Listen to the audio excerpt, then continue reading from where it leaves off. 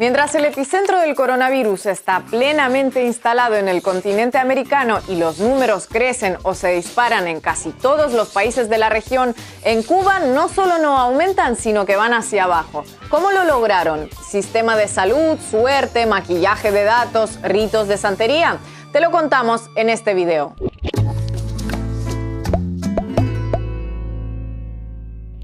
Cuba, cuyo acceso a divisas depende en gran parte del turismo internacional, inicialmente fue reticente a cerrar sus fronteras. De hecho, fue de los países más rezagados de la región en ese aspecto. Sin embargo, no por ello se quedaron de brazos cruzados y desde temprano tomaron medidas para contener la pandemia. Ya sé que van a decir algunos. Buah, pero si Cuba es una isla, así cualquiera tiene pocos casos.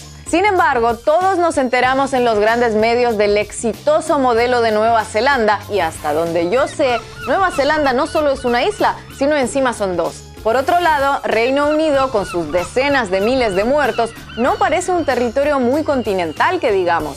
No, ser isla tal vez podía ser una ventaja considerable frente a una pandemia en tiempos de Marco Polo, pero no en el siglo XXI.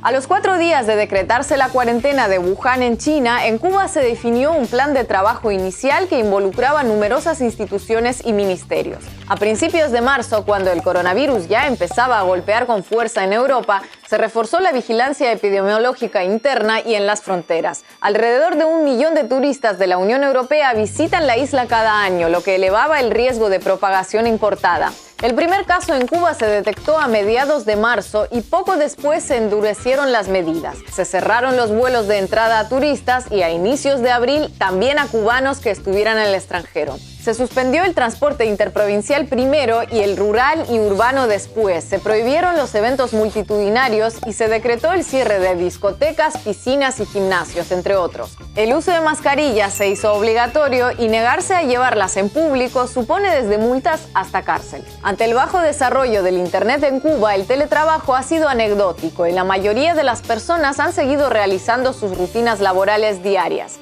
Como ven, salvo esto último, en general todas esas medidas hasta cierto punto no son tan distintas a las que se aplicaron en otros países. Pero el secreto cubano está en las diferencias. Seguro que han escuchado 1000 veces cómo Suecia no decretó en ningún momento el confinamiento obligatorio, pero pocas veces o ninguna, como Cuba tampoco. Y al contrario que en el país escandinavo, donde se produjeron miles de muertes evitables, el experimento cubano no salió mal, principalmente porque no fue ningún experimento. Desde hace décadas, Cuba tiene una cultura de la salud basada en la prevención y la detección temprana, una estrategia que permite mantener altos estándares de calidad sin contar con grandes recursos financieros ni materiales. Consiste en adelantarse lo más posible a las enfermedades, porque lógicamente así es más fácil y sencillo atenderlas, y también más económico. Esta cultura resultó clave ante la llegada del coronavirus, porque tanto los médicos cubanos como los ciudadanos cubanos están acostumbrados a visitas domiciliares preventivas, regulares o motivadas a otros brotes epidemiológicos, como por ejemplo el dengue.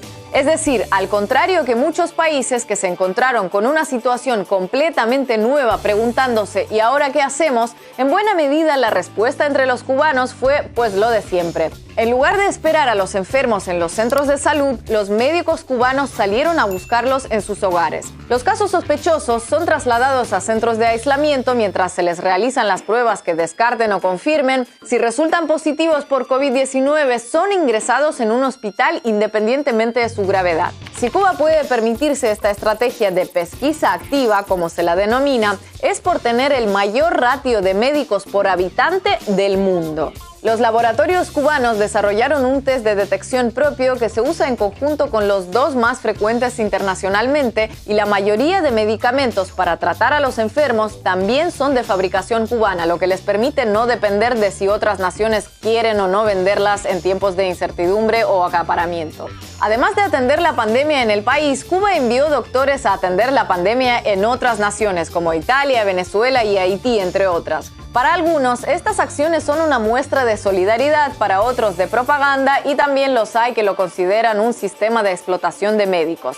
Ya sé que van a decir algunos, seguramente los mismos de antes. ¿Y tú le crees los números a la dictadura cubana? Ja, ridícula. Seguro que hay miles de muertos diarios que el régimen oculta lanzándolos al mar para que parezcan balseros ahogados. Pero si algo hemos aprendido en estos meses es que cuando esta pandemia golpea duro, no hay manera de ocultarlo, no importa lo transparente o no que sea un gobierno. Así que no se trata de confiar o no confiar en el gobierno cubano o del país que sea, de apoyarlo o no apoyarlo, sino de hacer el intento de observar objetivamente, evitando caer en simpatías o antipatías políticas, cómo algunos países lograron enfrentar exitosamente la pandemia sin ocupar grandes titulares.